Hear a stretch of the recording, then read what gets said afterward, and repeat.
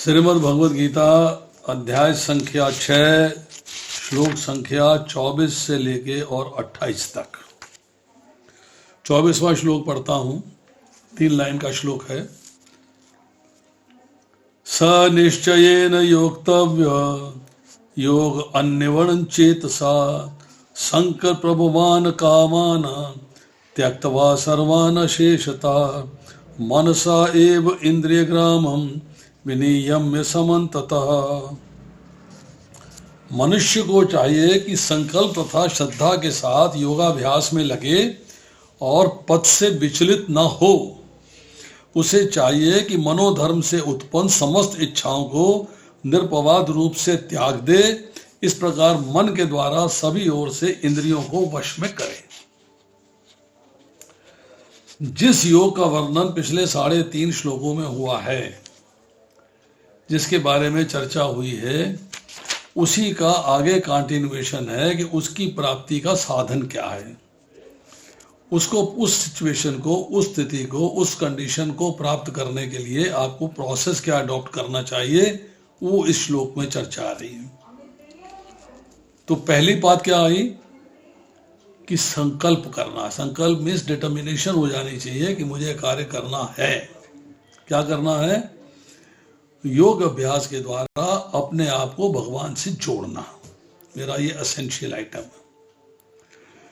मन को और इंद्रियों को कंट्रोल में करना है, वश में करना है। दूसरी पॉइंट क्या है? श्रद्धा के साथ, मतलब जो मैं कार्य करूंगा, जिसकी मैं डिटर्मिनेशन करूंगा, जिसके ऊपर मैं आइडिया फिक्स करूंगा, वो उस पे, उसके प्रति मेरी श्रद्धा होनी चाहिए, मेरा विश्वास होना चाहिए। और जब आप योगाभ्यास में लग जाओगे, उसमें स्थितियां प्रतिकूल भी आती हैं, स्थितियां अनुकूल भी आती हैं, डिस्ट्रैक्शंस भी होती हैं, डिस्टर्बेंसेस भी होती हैं, पर आपको उस पथ से विचलित नहीं होना है। चलो बहुत हो गया, नहीं हो रहा, छोड़ दिया, नहीं, उस पर लगा रहना है, प्रैक्टिस करते रहना। अब उसके लिए एसेंशियल आइटम क्या है? इसका बैकग्राउंड कहाँ से बनेगा? बैकग्राउंड बनेगा कि अपने मन से जो आपकी चीजें उठ के आ रही, मैंने वहां देखा था, मैंने वहां सुना था, मैंने उसको पढ़ा था, मैंने उसकी कथा सुन ली थी, मेरे परिवार में ऐसा होता था, मतलब मनोधर्म से उत्पन्न जितनी भी इच्छाएं हैं, कोई प्रोसेस के बारे में इच्छा है, कोई मन कंट्रोल के बारे में इच्छा है, कोई इंद्रियों के कंट्रोल के बारे में इच्छा है, जो भी इच्छाएं हैं उनको मैं त्याग दूं और जो भगवान बता रहे हैं उसके अनुसार कार्य करूं। इस प्रकार मन के द्वारा सभी ओर से इंद्रियों को वश में करें। अब इसके तात्पर्य में श्रील प्रभुपाद लिखते हैं, योगाभ्यास करने वाले को दृढ़ संकल्प होना चाहिए। ये बात हमने अभी चर्चा करी, डिस्ट्रैक्शंस आए, संकल्प पक्का होना चाहिए। और उसे चाहिए कि बिना विचलित हुए धैर्यपूर्वक अभ्यास करे। अंत में उसकी सफलता निश्चित है। उसे ये सोचकर बड़े ही धैर्य से इस मार्ग का अनुसरण करना चाहिए, और यदि सफलता मिलने में विलंब हो रहा हो तो निरुत्साहित नहीं होना चाहिए। मतलब डिले हो गया है, प्रोसेस है, स्लो प्रोसेस चल रहा है, मैं उतना नहीं कर पा रहा हूं, मुझे उसका रिजल्ट नहीं दिखाई दे रहा है, पर उससे उत्साह भंग नहीं होना चाहिए। उसमें प्रोसेस में अपने आप को लगातार लगाए रखना है। ऐसे दृढ़ अभ्यासी की सफलता सुनिश्चित है। अगर आपका जो है निश्चय दृढ़ है, पक्का है, तो आपकी सफलता पक्की है। भक्ति योग के संबंध में रूप गोस्वामी का कथन है, उत्साह निश्चया द्वैत्यात् कर्म प्रवर्तनात् संग त्यागोस्ततो प्रतिक्षण भक्ति प्रसिद्धते। मनुष्य पूर्ण हार्दिक उत्साह, धैर्य तथा संकल्प के साथ भक्ति योग का पूर्ण रूपेण पालन भक्त के साथ रहकर निर्धारित कर्मों के करने और सत्कार्यों में पूर्णता लगे रहने से कर सकता है। उपदेशामृत श्लोक संख्या 3। पूर्ण हार्दिक उत्साह मतलब आप अपने मन से, अपने हृदय से लगे हुए हैं, उत्साह पूर्वक लगे हुए हैं। धैर्य है आप में, पेशेंस है, संकल्प है, पक्का है, डिटर्मिनेशन है, तो आप जो है भक्ति योग का पूरे तरीके से पालन कर रहे हैं और भक्त के साथ एसोसिएटेड है। Association of devotee is a must. और जो आपके लिए वर्णाश्रम के अनुसार, भक्ति योग के अनुसार कर्म बताए गए हैं, उनको आप जो है सत्कार्यों को पूरे तरीके से लगे रह के करते हैं, तब आप जो है अपने आप को एडवांस कर सकते हैं। जहां तक संकल्प की बात है, मनुष्य को चाहिए उस गौरैया का आदर्श ग्रहण करे जिसके सारे अंडे समुद्र की लहरों में मग्न हो गए थे। कहते हैं कि एक गौरैया ने समुद्र के तट पर अंडे दिए और किंतु विशाल समुद्र उन्हें अपनी लहरों में समेट कर ले गया। इस पर गौरैया अत्यंत क्षुब्ध हुई। उसने समुद्र से अंडे लौटा देने को कहा, किंतु समुद्र ने उसकी प्रार्थना पर कोई ध्यान नहीं दिया। अतः उसने समुद्र को सुखा डालने की ठान ली। अब कहाँ समुद्र और कहाँ गौरैया छोटी सी। उसने कहा मैं इसको सुखा दूंगी। क्या करती थी कि उसने जो है अपनी नन्ही सी चोंच से समुद्र का पानी लेकर धरती पर फेंकना शुरू कर दिया, उलीचना शुरू कर दिया। सभी उसके इस असंभव संकल्प का उपहास करने लगे। इतनी छोटी सी चिड़िया तो क्या समुद्र को सुखा लेगी, पागल हो गई क्या?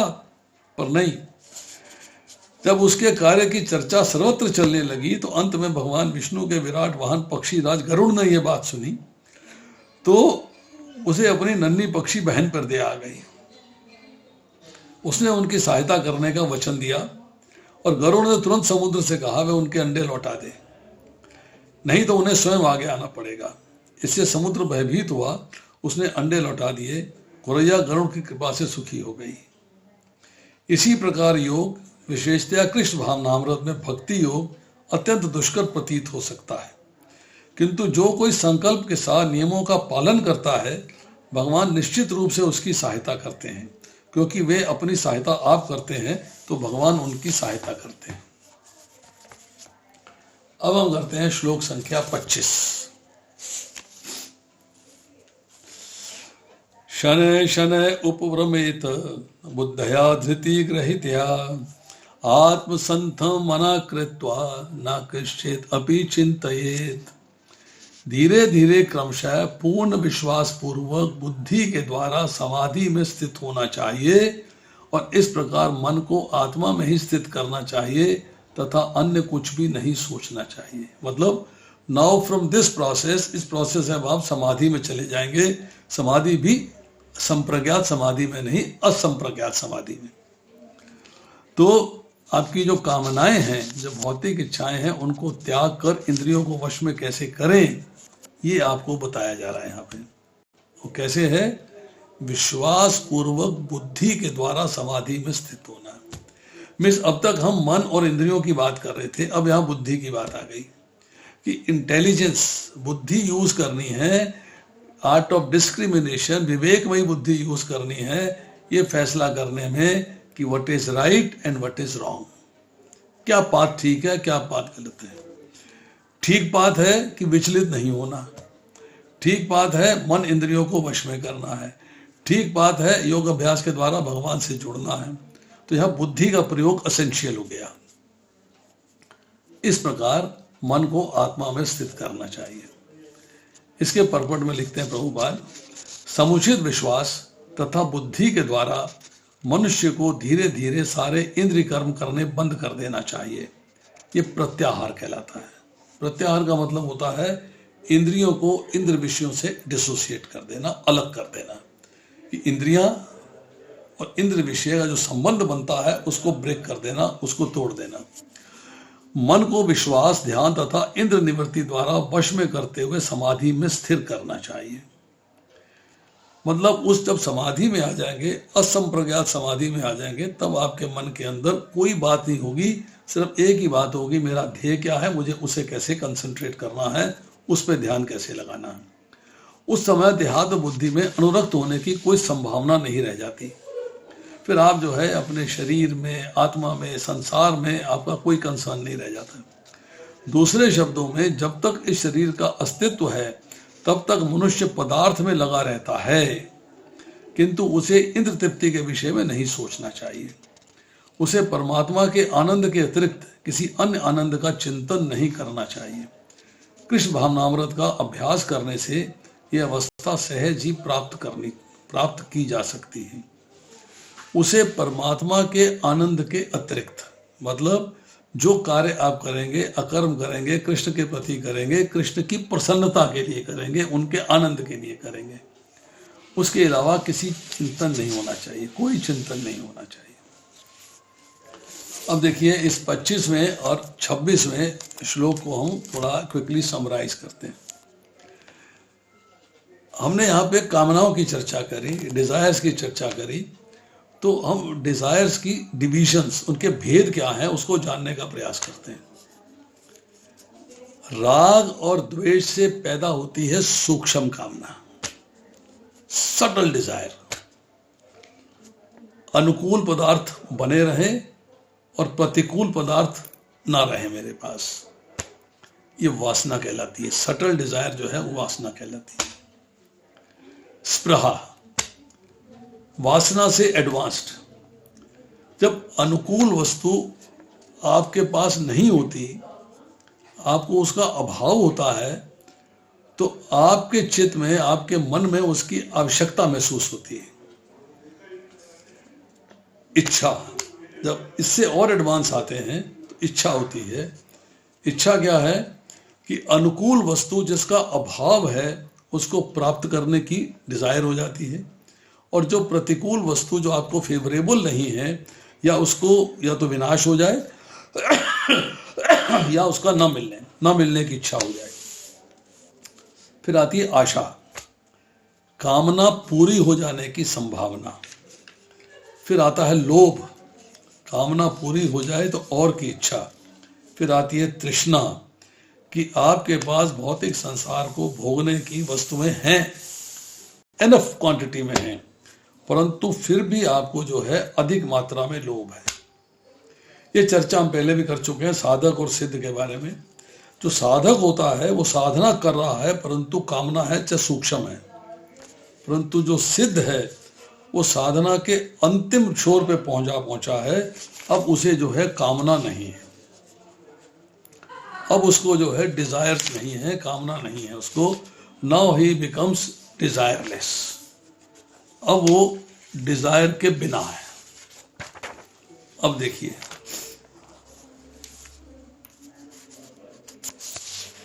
अब एक बात आपको बहुत बढ़िया बताता हूं। आपने कभी घर में कपूर का इस्तेमाल किया होगा, कपूर का।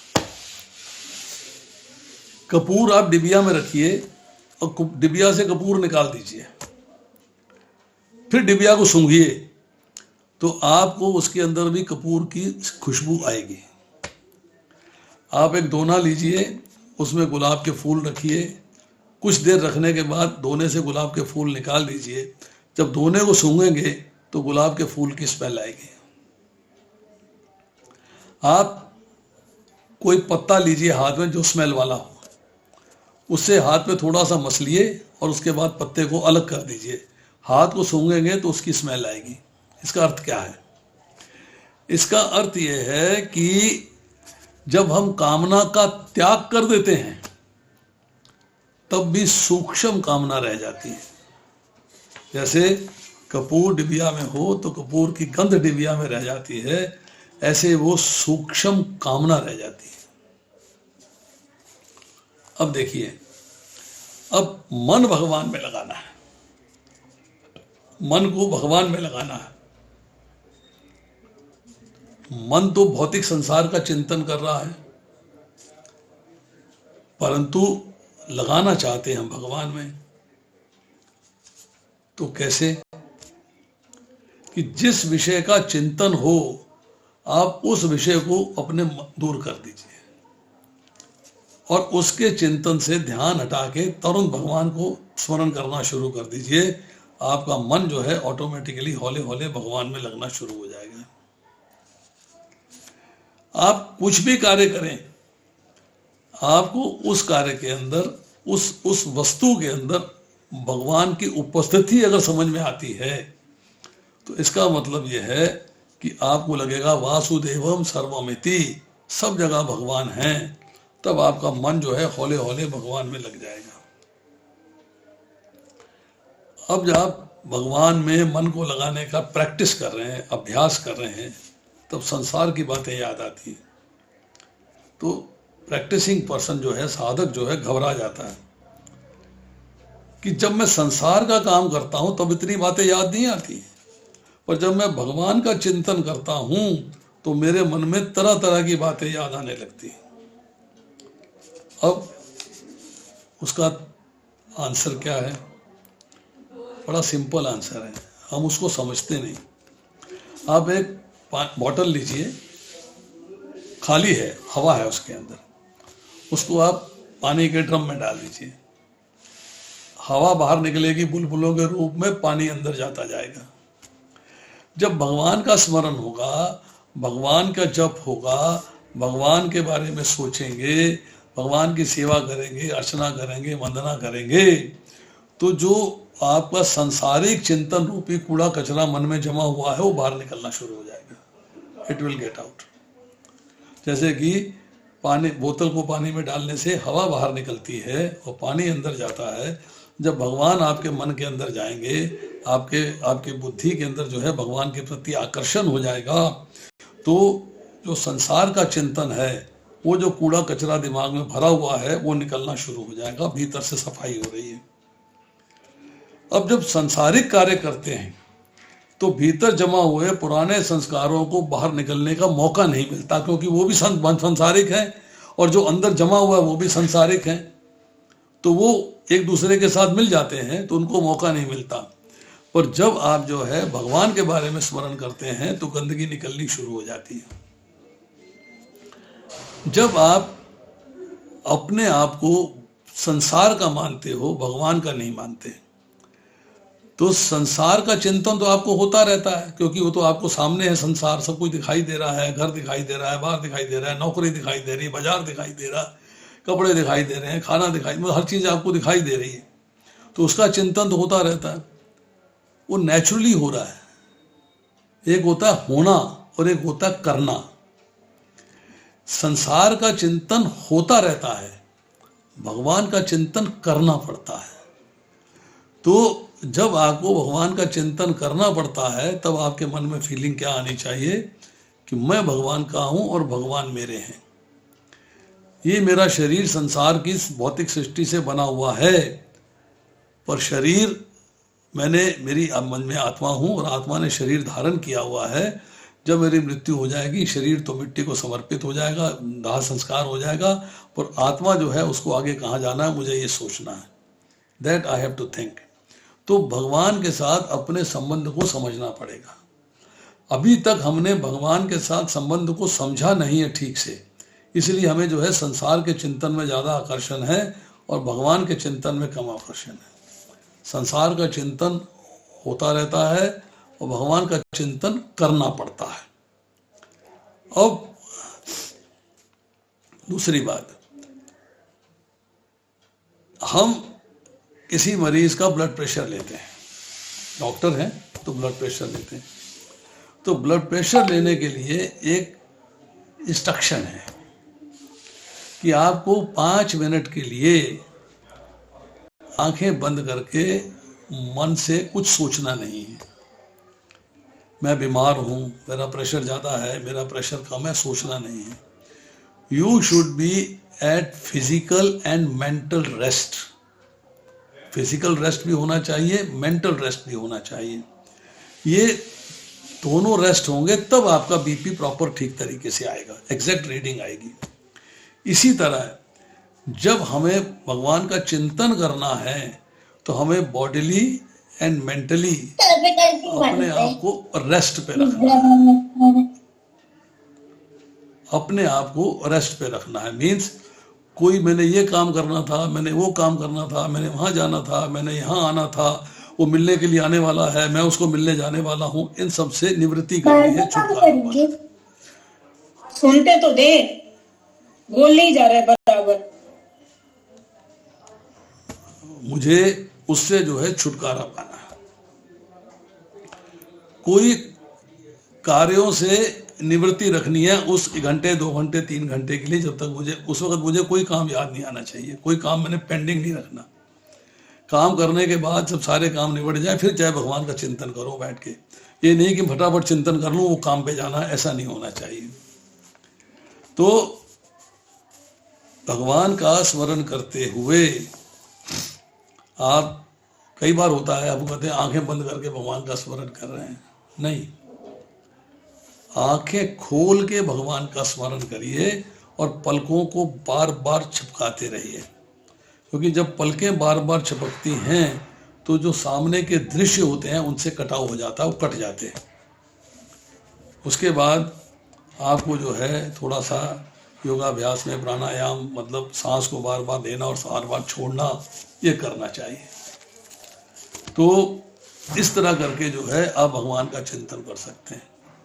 अर्जुन ने प्रश्न किया, मैं आपको किस तरह समझूं, आपकी उपस्थिति में कैसे समझूं? 10वें अध्याय के अंदर अर्जुन ने प्रश्न किया है। अर्जुन ने ये सवाल कर दिया कि मुझे आप बताइए मैं आपको किस तरीके से समझूं। ये बात जो है मेरी समझ में नहीं आ रही। वो कहता है मैं आपका निरंतर चिंतन किस तरह करूं, मैं आपको कैसे जानूं, मैं आपका स्मरण किन किन रूपों में करूं। तो भगवान कहते हैं अब मैं तुमसे अपने मुख्य मुख्य वैभव युक्त रूपों का वर्णन करूंगा, क्योंकि हे अर्जुन मेरा ऐश्वर्य असीम है। मतलब आप जिसे देखो उसमें मेरी उपस्थिति स्वीकार करो, मैं उसमें हूं, कण कण में व्याप्त हूं, तो तुम्हें मेरा चिंतन होगा। अब आते हैं श्लोक संख्या 26 पे। यतः यतः निश्चलति मनाय चंचलम अस्थिरम ततः ततः नियम्य एतत् आत्मनि एव वशम नयेत्। मन अपनी चंचलता तथा अस्थिरता के कारण जहां कहीं भी विचरण करता हो, मनुष्य को चाहिए उसे वहां से खींचे और अपने वश में लाए।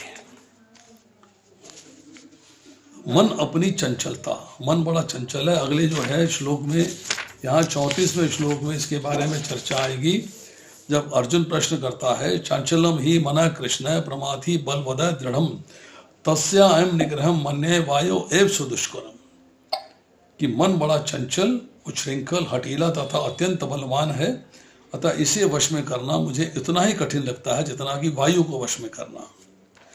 तो यहाँ जो है मन बड़ी चंचल है और अस्थिर है, पल में यहाँ पल में वहाँ, स्थिर नहीं रहता, विचरण करता रहता है, घूमता रहता है।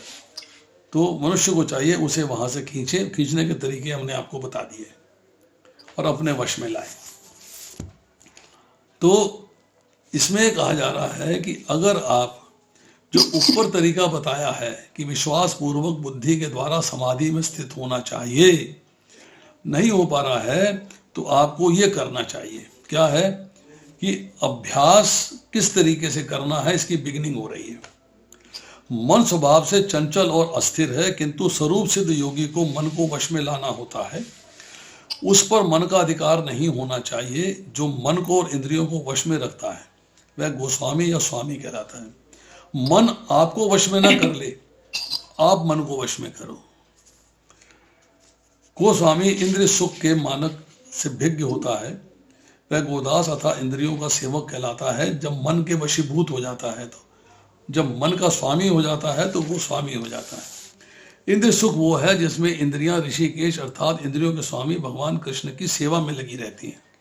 शुद्ध इंद्रियों के द्वारा कृष्ण की सेवा ही कृष्ण चेतना या कृष्ण भावनामृत कहलाती है। इंद्रियों को पूर्णतः वश में लाने की यही विधि है। इससे भी बढ़कर बात यह है कि योगाभ्यास की परम सिद्धि भी है। मतलब आपको शुद्ध इंद्रियों के द्वारा कृष्ण की सेवा करनी है और इंद्रियों को पूर्णतः वश में लाना है। मन इंद्रियों पे कंट्रोल करता है, तो मन वश में आएगा, मन को इंद्रियों को वश में लाएगा, तो मन और इंद्रियां दोनों वश में आ जाएंगी। इसके बाद अब देखिए 26वें श्लोक में मन को परमात्मा में स्थिर करके परमात्मा के सिवा अन्य कुछ भी चिंतन न करने की बात कही गई है। किंतु यदि किसी साधक का मन पूर्व अभ्यास के कारण पूर्व जन्म या पिछले समय के सूक्ष्म पापों द्वारा विचलित हो जाए तो भला दूसरे विषयों की ओर चला जाए तो क्या करना चाहिए, ये बताया जा रहा है। मन पलट गया, मन डिस्टर्ब हो गया, मन दूसरी जगह चला गया, मन अस्थिर है। साधक ने जो ध्येय बनाया है, मन उस पर टिकता नहीं, चंचल है, चलायमान है। मन तरह तरह के सांसारिक भोगों का, पदार्थों का चिंतन करता है। मीन्स मन ना तो भगवान में स्थिर होता है और ना ही सांसारिक भोगों में स्थिर होता है, उनको छोड़ता नहीं है, पलटता रहता है, कभी ये भोग कभी वो भोग, कभी ये भोग कभी वो भोग। कॉज है अज्ञान, ज्ञान नहीं है, भगवान से अपने संबंध का ज्ञान नहीं है। ज्ञान ना होने की वजह से प्रॉब्लम होती है। तो जब हम विषयों का चिंतन लगातार करते रहते हैं, अभ्यास हमारा विषयों के चिंतन का बन गया है, तो नेचुरली हो रहा है, भगवान का चिंतन करना पड़ता है। दूसरे अध्याय के 62वें 63वें श्लोक में कहा गया है, ध्याय तो विषयान पुंसा संग तेषु उपजायते, कि अज्ञान से मोहित होकर विषयों का चिंतन करके, जब इंद्रियां विषयों का चिंतन करती हैं, इंद्रियों का विषयों से कनेक्शन हो जाता है, तब उसमें आसक्ति हो जाती है, आसक्ति से इच्छा होती है, इच्छा से कामना, कामना से कर्म। अब कहते हैं कि अब अज्ञान आपके ऊपर चढ़ गया, अज्ञान ने आपके ऊपर पूरा कंट्रोल कर लिया, अब आप अज्ञान से मोहित हो गए। तब ये जो आनंद और शांति के अनंत समुद्र सच्चिदानंद भगवान को छोड़कर क्या होता है, अनित्य, क्षण भंगुर, दुखजनक विषयों में दौड़ दौड़ कर मन जाता है, संसारिक भोगों के प्रति आकर्षित हो जाता है। हम लोग रोड पे चलते हैं ना, तो वहां एक लाइन लिखी होती है, सावधानी हटी दुर्घटना घटी, ऐसा लिखा मिलता है सड़क के ऊपर। वो कृष्णा कॉन्शियसनेस में अप्लाई होता है कि सावधानी ही साधना है, अगर सावधानी हटी तो साधना घटी, फिर आप साधना में प्रोग्रेस नहीं कर पाओगे। तो you have to be very very careful. अब देखिए श्लोक संख्या 27, प्रशांत मनसम ही एनम योगिनम सुखम उत्तमम उपैति शांत रजसम ब्रह्मभूतम अकल्मषम। जिस योगी का मन मुझ में स्थिर रहता है, वह निश्चय ही दिव्य सुख की सर्वोच्च सिद्धि प्राप्त करता है, वह रजोगुण से परे हो जाता है, वह परमात्मा के साथ अपनी एक गुणात्मक एकता को समझता है, इस प्रकार अपने समस्त विगत कर्मों के फल से निवृत्त हो जाता है। मन जब भगवान पर स्थिर हो जाएगा, तब आपको जो है ट्रांसेंडेंटल हैप्पीनेस मिलेगी। अब आप रजोगुण से परे होके, सतोगुण से भी परे होके विशुद्ध सतोगुण में जा पहुंचोगे। आप जो है विशुद्ध सतोगुण में जा पहुंचोगे। नाउ भगवान के साथ गुणात्मक एकता, हमने पहले भी चर्चा करी थी कि भगवान में और हम में गुण क्वालिटेटिवली सेम है, क्वांटिटेटिवली डिफरेंट है। क्वांटिटेटिवली हमारे दुख अलग है, हमारे जो गुण हैं वो अलग है। हम में सूक्ष्म मात्रा में है, भगवान में अनंत मात्रा में है। और वो क्या है? पाप रहित, शोक रहित, मृत्यु रहित, जरा रहित, भोजन इच्छा रहित, पिपासा शून्य, सत्य काम और सत्य संकल्प। छांदोग्य उपनिषद 8वां अध्याय 1 श्लोक, उसमें चर्चा आती है कि भगवान के गुण, क्योंकि हम भगवान के अंश हैं, ममय वंश जीव लोक जीव भूत सनातनी, हम भगवान के अंश हैं। अगर समुद्र नमकीन है तो उसका अंश एक बूंद भी नमकीन होगी। हम भगवान के अंश हैं, ये 8 गुण पूर्ण मात्रा में भगवान में हैं, तो उनका अंश होने के नाते सूक्ष्म मात्रा में हमारे अंदर भी हैं। परंतु अज्ञान से ये गुण ढक गए हैं। जब अज्ञान से हम ज्ञान की स्थिति में आ जाएंगे, ज्ञान कब होगा? जब मन भगवान पे स्थिर हो जाएगा। ज्ञान कब होगा? जब हम जो है मन को और इंद्रियों को वश में कर लेंगे, तब ज्ञान होगा। तब हम जो है विशुद्ध सतोगुण में आ जाएंगे और भगवान के साथ गुणों के, अपने गुणों के, भगवान के गुणों की जो एकता है, एक समान है, उसको समझने लगेंगे और उसको प्राप्त करने का प्रयास करेंगे, तब आप जो है अपने कर्मों के फल से निवृत्त हो जाते हैं। इसके तात्पर्य में श्री प्रभुपाद लिखते हैं, ब्रह्मभूत अवस्था है जिसमें भौतिक कल्मश से मुक्त होकर भगवान की दिव्य सेवा में स्थित हुआ जाता है। मत भक्तिम लभते पराम, जब तक मनुष्य का मन भगवान के चरण कमलों में स्थित नहीं हो जाता तब तक कोई ब्रह्म रूप में नहीं रह सकता। स व मन कृष्णार पदार विंदयो, भगवान की दिव्य प्रेमा भक्ति में निरंतर प्रवृत्त रहना या कृष्ण भावनामृत में रहना वस्तुतः रजोगुण तथा भौतिक कल्मश से मुक्त होना है। देखिए 14वें अध्याय के अंदर जो 26वां श्लोक है उसमें भगवान कहते हैं ब्रह्म भूयाय कल्पते कि माम च ये अभिव्याचारेण भक्ति योगेन सेवते सह गुणान समतीत्य एतान ब्रह्म भूयाय कल्पते। जो समस्त परिस्थितियों में एकांतिक भाव से पूर्ण भक्ति में प्रवृत्त होता है वे तुरंत ही प्रकृति के गुणों को लांघ जाता है, इस प्रकार ब्रह्म के स्तर पद पर जा पहुंचता है। तो उसके लिए शर्त क्या बताई? अव्याभिचारेण भक्ति। व्याभिचार क्या होता है और अव्याभिचार क्या होता है? हम लोग शब्द इस्तेमाल करते हैं, ये स्त्री व्याभिचारिणी है, ये पुरुष व्याभिचारी है।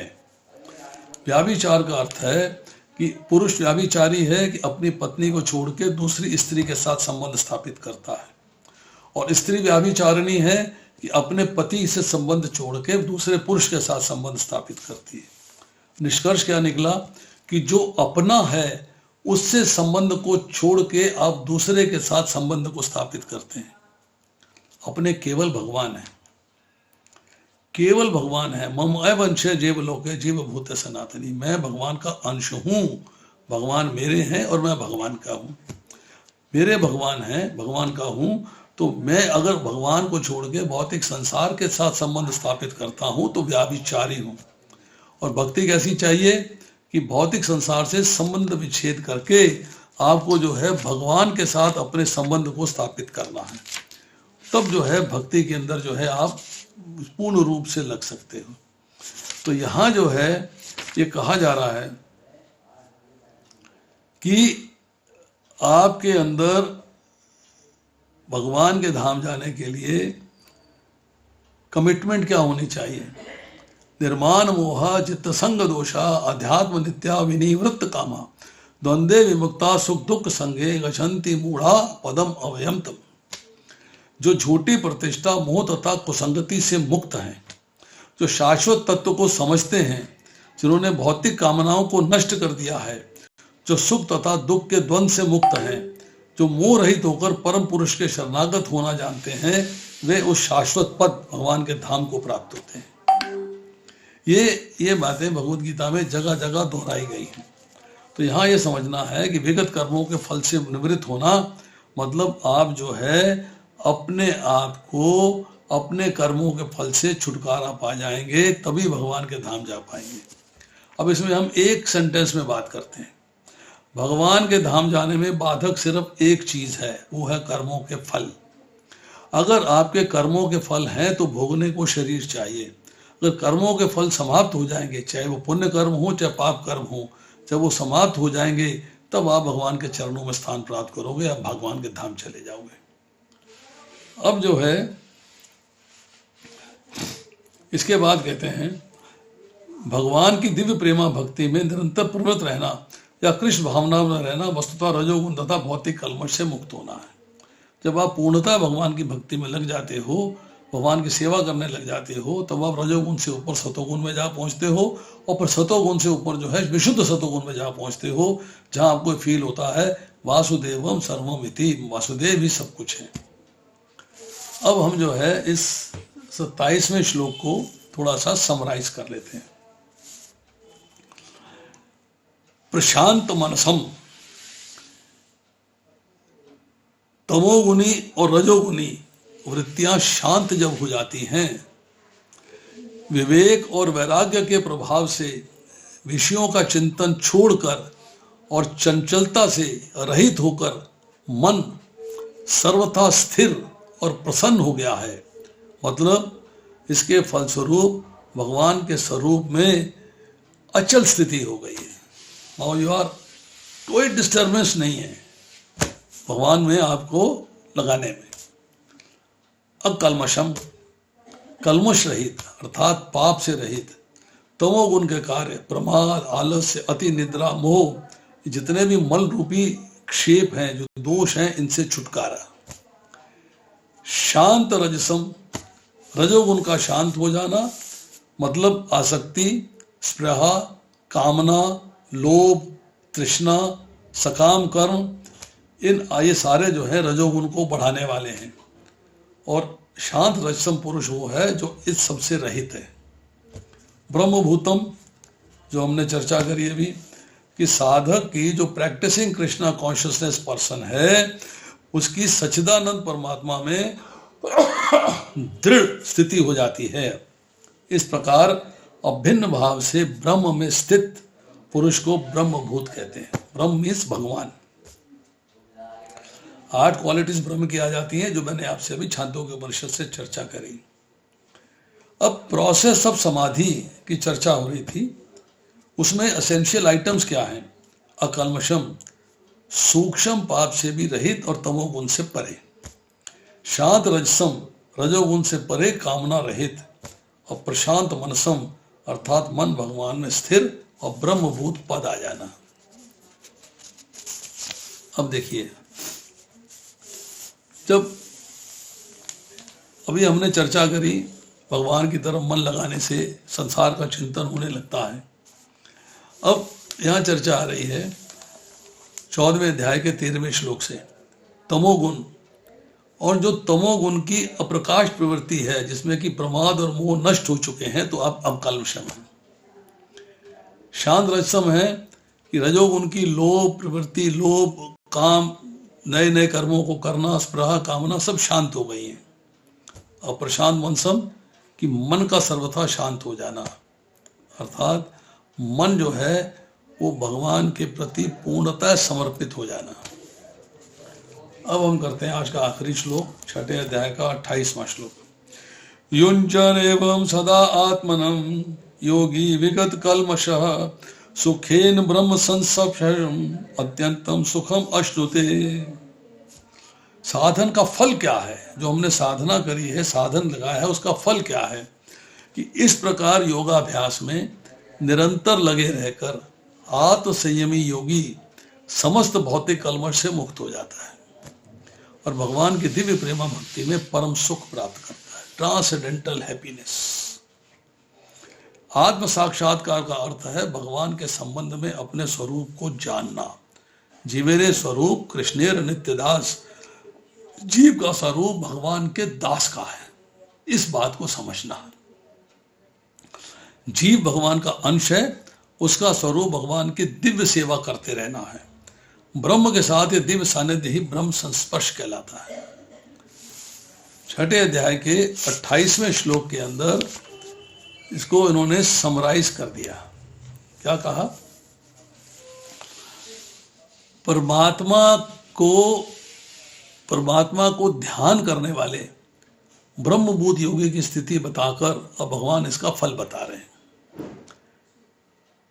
पहले क्या बताया? कि मन को सर्वथा योगनिष्ठ करना है। जब योगनिष्ठ कर लेते हैं तो निष्पाप योगी अनायासी ब्रह्म साक्षात्कार रूप परम सुख का अनुभव करता है। परमात्मा का अनुभव जनित ब्रह्म साक्षात्कार से सुख को प्राप्त करके वह योगी कृतार्थ हो जाता है, हैप्पी हो जाता है और जीवन मुक्त हो जाता है। इसी जीवन में मुक्त हो जाता है, उसे अब किसी चीज की चिंता नहीं रहती। विगत कल्मष, sinless, all faults burned up by this method. जितने पाप कर्म है सब नष्ट हो जाते हैं। योग निष्ठ हो जाता है, भगवान के स्वरूप का ध्यान करने में और असीम सुख की प्राप्ति करता है।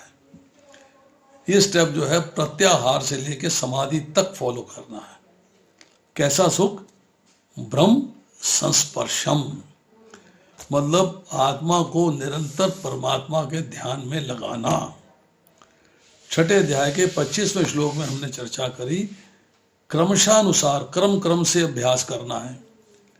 धैर्य युक्त बुद्धि के द्वारा मन को परमात्मा में लगाएं और किसी का चिंतन नहीं करें। दृश्यों के चिंतन से रहित हो जाएं। दृढ़ निश्चय के साथ साधक को निरंतर परमात्मा में स्थित हो जाना। इन संसार में सब कुछ प्राप्त है तो सुख मिल रहा है आपको, उससे 100 गुना सुख पितृलोक के सुख में मिलता है, उससे 100 गुना सुख गंधर्व लोक में मिलता है, उससे 100 गुना सुख देवलोक में मिलता है, उससे 100 गुना सुख प्रजापति लोक में मिलता है, उससे 100 गुना आनंद ब्रह्म लोक में मिलता है, और उससे 100 गुना सुख ठाकुर जी के धाम में मिलता है। अब सोचिए कि आपको अक्षय सुख चाहिए, 5वें अध्याय का 21वां श्लोक पढ़िए, आध्यात्मिक सुख चाहिए, 6ठे अध्याय का 21वां श्लोक पढ़िए। अब यहां पर जो है चर्चा आ रही है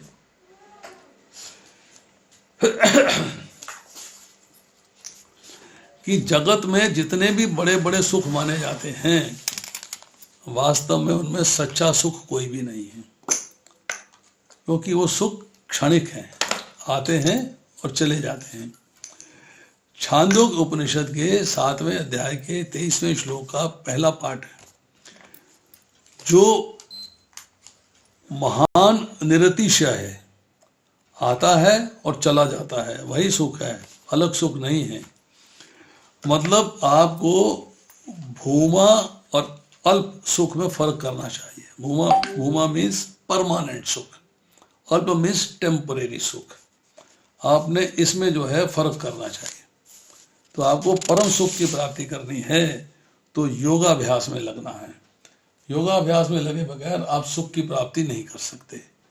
दैट इज असेंशियल। तो ये हमने आज किए 24 से लेके 28वें श्लोक तक। अभी हम यहाँ समाप्त करते हैं। अभी किसी का कोई प्रश्न है तो पूछ सकता है। Any questions? हरे कृष्णा प्रभु जी, प्रणाम। यस, पूछिए माता जी। मुझे आपने जो बताया था कि जैसे कपूर अगर एक डब्बी में रखा रहता है, उसमें से निकाल दे तो भी उसकी सुगंध बचती है, ऐसे हम इच्छाओं को कहे कि हमारी समाप्त हो गई है, लेकिन फिर भी एक सटल इच्छा जो है उसमें रह जाती है मन में। और मुझे इस सटल इच्छा को कैसे खत्म कर दें? देखिए, सूक्ष्म वासना जो बताया ना, हमने आपको अभी बताया कि सूक्ष्म वासना क्या होती है। ये आप इस पे जरा थोड़ा सा ध्यान दीजिएगा कि आपके पास जो वस्तुएं आपको इस भौतिक संसार में रहने के अनुकूल हैं, वो बनी रहें। ऑडियो प्लीज, बहुत से ऑडियो है।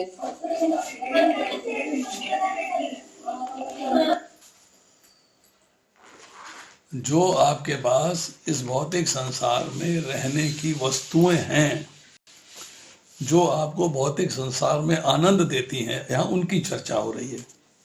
जो आपके भौतिक संसार में रहने के अनुकूल हैं वो बनी रहें, नष्ट ना हो। और जो भौतिक संसार में रहने के प्रतिकूल हैं वो नष्ट हो जाएं। तो ये क्या है? राग और द्वेष है। ये राग मीन्स अटैचमेंट, द्वेष मीन्स घृणा। अनुकूल वस्तुओं से आपकी अटैचमेंट हो गई, प्रतिकूल वस्तुओं से घृणा हो गई। अभी आपको कुछ चाहिए नहीं, कामना नहीं हुई, डिजायर नहीं हुई, नई चीज आपने मांगी नहीं, तो ये जो है सटल डिजायर है, ये सूक्ष्म कामना है। सूक्ष्म कामना को वासना कहते हैं। This is you not Dzire anything for you. मेरा एक टीवी और आ जाए, आपने ऐसा नहीं कहा। मुझे टीवी मिल जाए, ऐसा नहीं कहा। टीवी है, ये वो नष्ट ना हो जाए, ये है मेरे पास, पर ये खराब नहीं हो जाना चाहिए। मुझे बड़ा आनंद आता है टीवी देखने में। तो वो आपके भौतिक संसार में रहने के अनुकूल है। तो इसी तरह इसमें जो है, इसमें डिविजन्स हैं, इसकी डिविजन्स हैं। स्पृहा है, इच्छा है, आशा है, लोभ है, तृष्णा है। ये सब बातें जो हैं आपकी इस भौतिक संसार में रहने के लिए आपको एक तरीके से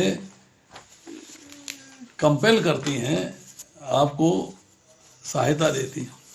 बाहर खुला है, रुपेंद्र बैठी है, बुला लेना। ठीक है, अभी करते हैं बस। हाँ मैडम से अभी बात होती है। ठीक है जी।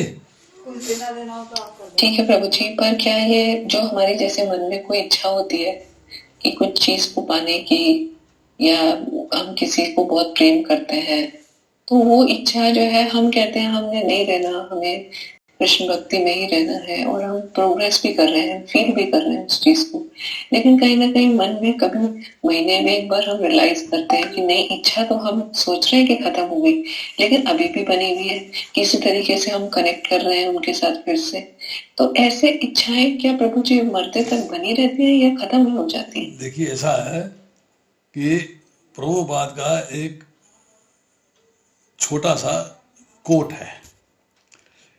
एक व्यक्ति माला जप कर रहा है और उसके सामने एक व्यक्ति डूब रहा है। वो कहता है डूबने वाला व्यक्ति है तो कर्मों में फल था, इसको डूबना मरने दो, मेरे कर्मों में माला जप रखी, मैं माला जप करूंगा। तो वह लिखते हैं दिस इज रॉन्ग। लोकाचार है, लोकाचार है कि उसे उस वक्त माला को छोड़ के डूबते व्यक्ति को बचाना चाहिए। आपका रिश्तेदारी में जाना है, संबंधी में जाना है, मित्रों से मिलने जाना है, आपका मन करता है उनसे मिलने के लिए, तो वो लोकाचार है। अननेसेसरली इंद्र तृप्ति के लिए नहीं मिलना है। वहाँ बैठेंगे क्रिकेट का मैच देखेंगे, वहाँ बैठेंगे फिल्म देखेंगे, नहीं, मिलने जाना है, हमारी रिश्तेदारी है, रिश्तेदारी निभानी है, उसको छोड़ नहीं सकते आप। एक पत्नी है, उसको उसके पति की बहन ने अपने घर में इनवाइट कर लिया कि आप बहुत दिन हो गए मिलने नहीं आए, मिलने आए। उसके मन में इच्छा हुई है चलो मैं दीदी से जाके मिल के आऊँ, तो कहेंगे वो तो इच्छा मेरी कृष्णा कॉन्शियस इच्छा ही नहीं।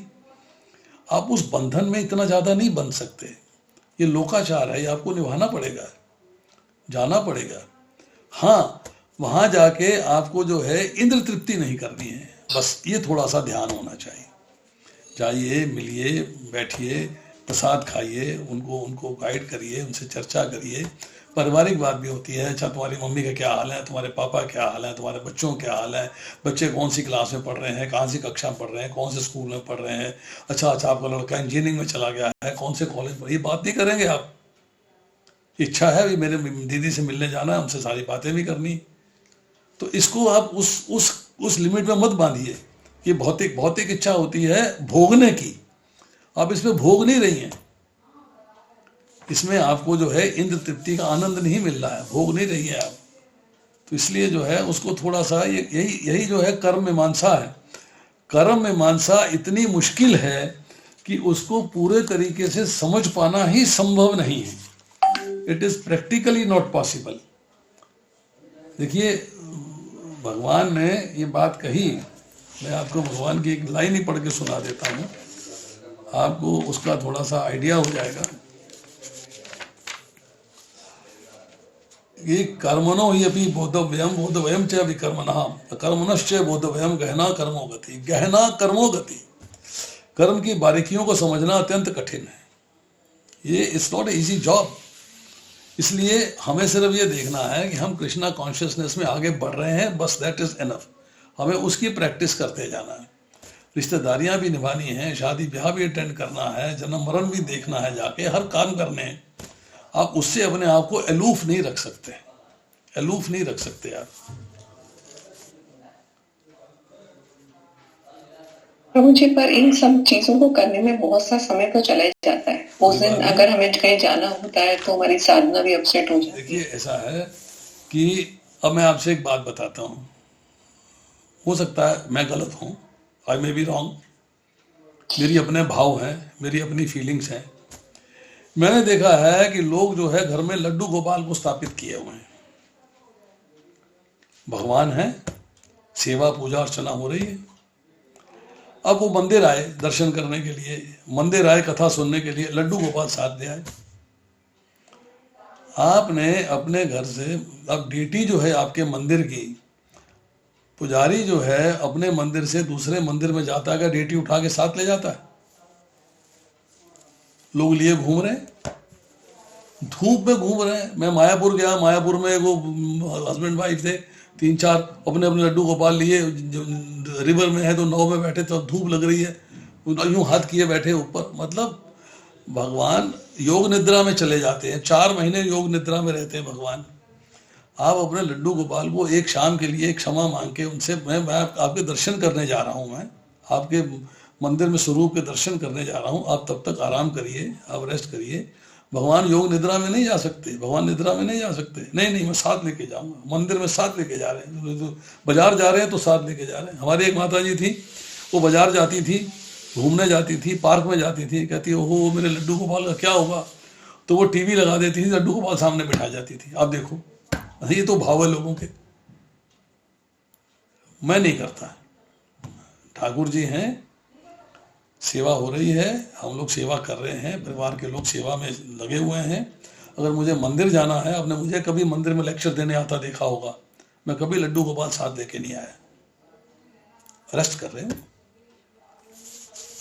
गाड़ी में बैठे हैं, बस मतलब टैक्सी में बैठे हैं, अपनी गाड़ी में बैठे हैं, झटके लग रहे हैं, धूप है, एसी है, दुनिया भर की प्रॉब्लम्स हैं, उसको मंदिर में लेके जा रहा हूँ, कथा करने जा रहा हूँ कि मैं लड्डू गोपाल को लेके जा रहा हूँ? नहीं, मैं नहीं लेके जाता। मेरा भाव ऐसा है, हो सकता गलत हो सकता आपके हिसाब से रॉन्ग हो, पर जब भगवान 4 महीने योग निद्रा में जा सकते हैं, तो भगवान एक शाम एक्स्ट्रा योग निद्रा में नहीं जा सकते? सो सकते हैं वो। एक माता जी शादी में गई, हमारे गुड़गांव की माता जी हैं, अपनी बहन के अपनी नंद के यहाँ, पता नहीं बहन के यहाँ से शादी में चली गई, परिवार में शादी थी, लड्डू गोपाल साथ दे गई। अब परिवार वाले कहे भैया तू मेहंदी की रस्म हो रही है, तू लड्डू गोपाल के पीछे लगी हुई है, तू तेरे यहाँ पे कुछ और कार्यक्रम हो रहा है तो लड्डू गोपाल का ये लग जाए। अरे भैया 2 दिन के लिए 3 दिन के लिए भगवान को हाथ जोड़ के क्षमा मांग के सुला जाओ, जब आओगे तो जगह लेना। नहीं, वो साथ साथ घूम रहे, ट्रेन में गई है तो ट्रेन में साथ घूम रहे हैं, वहाँ से ऑटो में गई है तो ऑटो में साथ घूम रहे हैं, घर में गई है तो घर में सारे कार्यक्रम छोड़ के लड्डू गोपाल के पीछे लगी हुई। उनका भाव अच्छा है, ये नहीं कहो भाव गलत है, पर कुछ सोचना चाहिए। कुछ लोकाचार भी होता है, लोकाचार नहीं किया, चले जा रहे। तो अपना अपना भाव है, मेरा भाव तो ऐसा नहीं है। मैं तो प्रैक्टिकल होके चलता हूँ। भगवान को भैया, भगवान से कह दिया ठाकुर जी क्षमा करिएगा, अब मैं 3 दिन गुजरात गया हूँ, साथ थोड़ा लेके गया हूँ, पूरा परिवार गया था गुजरात। मैं था, मेरा बेटा था, मेरी बहू थी, मेरी वाइफ थी, ग्रैंड डॉटर थी, 5 लोग गए थे गुजरात में। तो भगवान जी को सुला गए घर में। 3 दिन हम बाहर थे, मैं उनको साथ लेके जाता। ट्रेन में चढ़ना इतना मुश्किल, 2 मिनट का स्टे था, ट्रेन स्टेशन में सिर्फ 2 मिनट रुकती थी, 2 मिनट में उतरना है, 2 मिनट में चढ़ना। वो सारा सामान है, 12 आइटम उतारनी है, 12 आइटम चढ़ानी है, बाकी फैमिलीज भी हैं, 50 लोगों का ट्रिप था। तो it is practically not possible. हाँ प्रभु जी, उसमें तो एक और भी चीज होती है ना कि बहुत सारी अशुद्धियां भी हो जाती हैं, बहुत सारे अपराध भी हो जाते हैं जब हम साथ में लेके जाते हैं। क्यों लेके जाएं? अपराध क्यों करें? ये चीज है, हाँ क्यों करें अपराध? अपराध क्यों करें? लेकिन प्रभु जी मेरा प्रश्न तो ये है कि जैसे हम लोग, आप कह रहे हैं ना लोकाचार के लिए हमें जाना होता है, शादियों में जाना है, कोई पार्टीज है, किसी की बर्थडे पार्टी है, तो प्रभु जी इसमें बहुत सारा समय तो ऐसे व्यर्थ ही जाता है ना, हमारा उस चीज से कोई लेना देना नहीं, फिर भी हमें जाना पड़ता है। ऐसा है, या तो संसार त्याग दो, हाँ भाई बहन। तो आपके हिसाब से प्रभु जी करना ही चाहिए इंसान को ये सब चीज, नहीं, लोकाचार निभाना चाहिए। मैंने ये नहीं कहा करना नहीं चाहिए, लेकिन वहां पर डिप नहीं होना चाहिए। देखिए 4 चीजें प्रभुपाद ने कही हैं। माला जप करनी है, भगवान को भोग लगा के खाना है, पढ़ना है मतलब स्वाध्याय करना है, और डीटी वर्शिप करनी है। डीटी वर्शिप उस दिन के लिए छुट्टी हो गई क्योंकि मैं नहीं कर पा रही, और हम आरतियां जो है किताब ले जाते हैं, साथ आरतियां पढ़ लेते हैं, मानसिक रूप से डीटी वर्शिप कर लेते हैं, वो हो गया।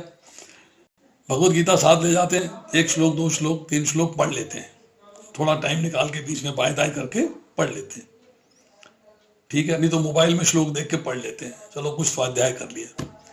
भगवान को भोग लगा के प्रसाद खाते हैं और माला जप कर लेते हैं, बस हो गया। मैं उसमें जो है ज्यादा पंगे में क्यों पड़ूं? मुझे रिश्तेदारी खत्म थोड़ा करनी है। I don't want to get cut off. और मैं कुछ ऐसे शब्द इस्तेमाल करूंगा ना, मेरे से आप पर्सनली बात करिएगा, आप परेशान हो जाएंगे। मैं वो फोरम में नहीं कहना चाहता। ठीक है prabhu ji. I don't want to talk in forum. जिसको मेरे से बात करनी होगी ना, मुझसे पर्सनली बात करें, फिर मैं उनको बताऊंगा मेरे अपनी लाइफ के एक्सपीरियंसेस क्या है. आज मैं 40 साल से हूँ संस्था में. 40 साल से भी मेरे कुछ एक्सपीरियंस हैं. लाइफ के एक्सपीरियंस तो हम भी सुनेंगे ना. मैं सबको नहीं बता सकता. I can't tell everyone.